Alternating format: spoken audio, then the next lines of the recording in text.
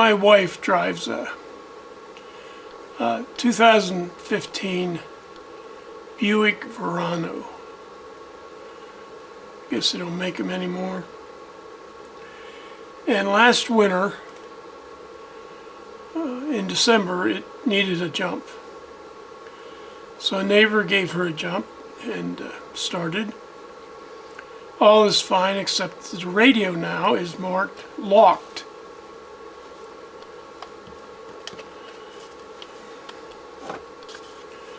Now looking at the dashboard, the radio, although it's referred to in Buick's language, the infotainment system is here. And the information display is here. It's also the video display for the backup camera up here above that in that little arch. This had one word displayed, said locked. That was referring to the infotainment system here.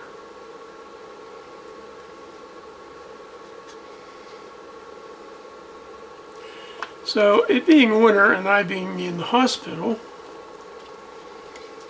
my wife took it to the local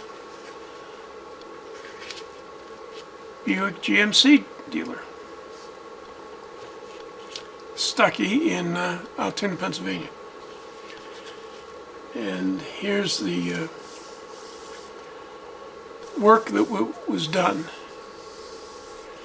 And under A was a recommendation. And the concern was that the customer complaint was the screen says locked and radio inoperable.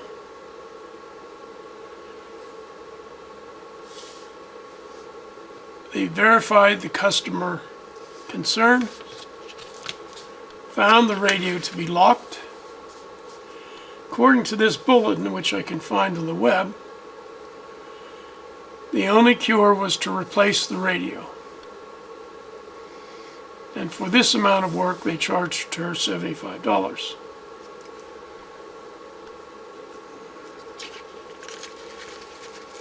And then they quoted her total radio replacement cost with tax of $1,352. A brand new radio, $1,352. And this was January of last year.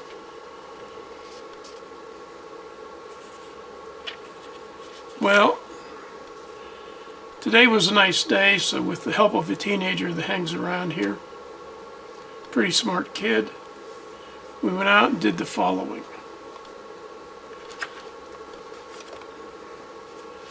Above the driver's left knee, when she is seated at the steering wheel, accessible by the left hand, is a little fold-out compartment. This is the door shown in the open position. Steering wheel will be up here. Well, up here. Steering column comes out here. A little fold-out compartment. Pulling that door out reveals the fuse panel. Now, I'm going to tell you exactly what I did, although I think some of it is superfluous. With the door open and me kneeling on the ground, so I say this because I was not in the seat. And her car is keyless, so it has a radio fob. With the fob in the car, I reached up and pushed the start button. If you do that in this car without the brake being pushed, the car goes into an intermediate stage, sort of like putting the key in auxiliary. The radio would start if it had not been locked. And with the door open, the beep alarm went on. I pulled out fuse 4. Everything stopped, the beep, whatever. And I waited a minute or so and plugged fuse 4 back in. I do not think I had to do that. The reason I'm telling you this is because I cannot repeat the experiment. In any event, pulling out and replacing fuse number 4 did nothing. It took the car out of auxiliary though and stopped the beeping of the door. I put it back in auxiliary by touching the start button without the brake pedal being depressed, and I removed fuse 18.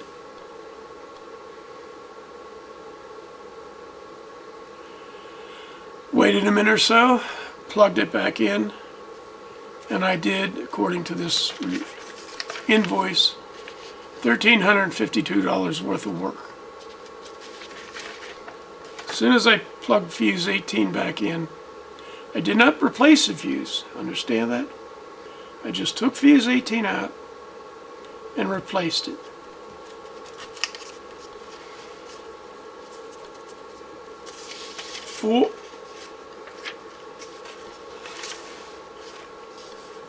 Fuse 4 is labeled Infotainment System. Fuse 18 is labeled Infotainment System.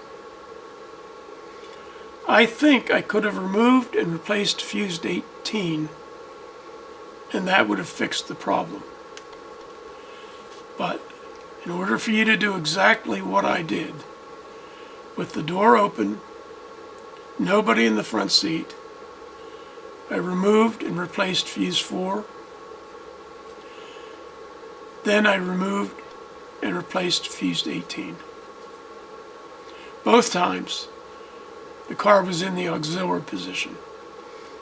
In other words, before I did them, without my foot on the brake pedal, I pushed the start button. I'll let you make your own mind what Stuckey and his $1,300 invoice would have been good for.